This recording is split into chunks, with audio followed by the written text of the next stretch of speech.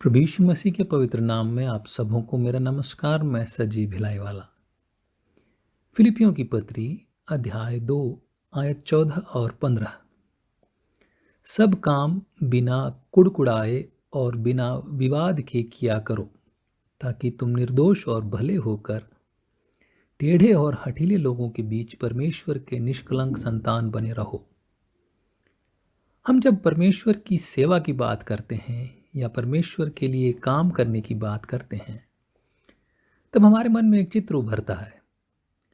भक्ति निर्भर होकर जब हम आराधनालय में प्रार्थना कर रहे हों या भजन गा रहे हों,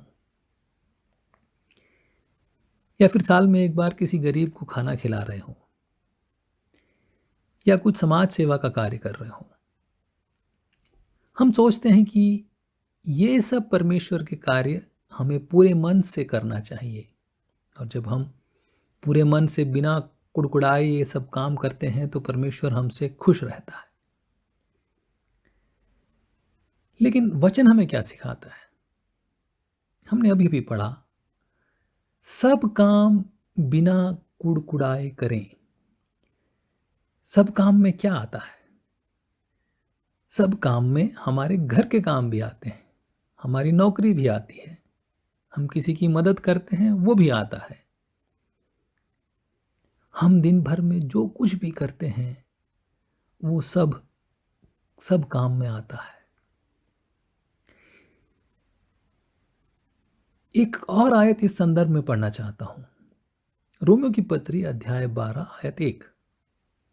मैं तुमसे परमेश्वर की दया स्मरण दिलाकर विनती करता हूं कि अपने शरीरों को जीवित और पवित्र और परमेश्वर को भावता हुआ बलिदान करके चढ़ाओ, यही तुम्हारी आत्मिक सेवा है। जिस जमाने में पौलुस रोम की कलीसिया को यह पत्र लिखता है, उस समय ईश्वर के घर या आराधनालय में जो लोग जाते थे वो किसी वस्तु का बलिदान करते थे। कभी कभी पशु पक्षी का, कभी खाने पीने की वस्तु का बलिदान चढ़ाते थे, और ये काम ईश्वर को खुश करने के लिए किया जाता था। इसी पृष्ठभूमि में संत पौलुस सिखाता है कि परमेश्वर को खुश करने के लिए किसी भौतिक वस्तु की जरूरत नहीं है, जैसे उस जमाने के लोग करते थे। परमेश्वर के लिए यह बात जरूरी है कि हमारा जीवन उसके लिए समर्पित हो, हमारा दैनिक जीवन उसकी अच्छाई को प्रकट करे, यह जरूरी है। आयत को ध्यान देंगे, शरीर को जीवित बलिदान करके चढ़ाएं, यानी शरीर को मारना नहीं है, उसे जीवित ही परमेश्वर के सामने चढ़ाना है। मतलब जिंदा रहते हुए हमारे काम इस प्रकार के होने चाहिए कि वो परमेश्वर को रास आए, परमेश्वर को भावता हुआ हो। शरीरों को पवित्र बलिदान करके चढ़ाएं, यह दूसरी बात। मतलब है, जिस प्रकार किसी भी आराध्य के सामने हम अपवित्र, लूला लंगड़ा अर्पित नहीं करते, वैसे ही हमारे शरीरों में, हमारे मनों में, हमारे कर्म में अपवित्रता ना आए। अपने आप को इस संसार की गंदगी से दूर रखें।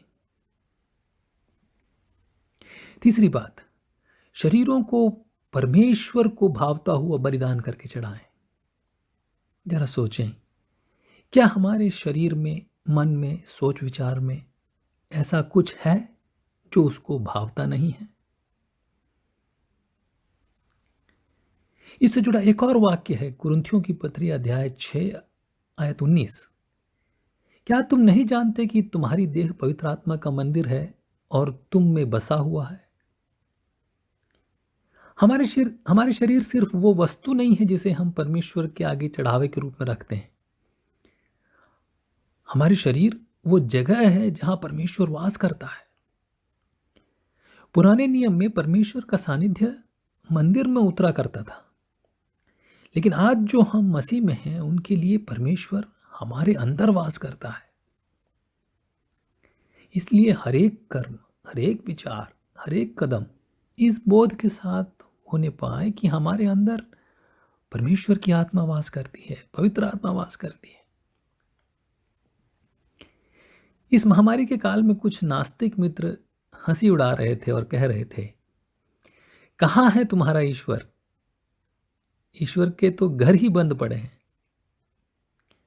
मैं उनसे कहना चाहता हूं, हमारा परमेश्वर हमारे अंदर बसता है, ना कि किसी मंदिर, मस्जिद या गिरजे में।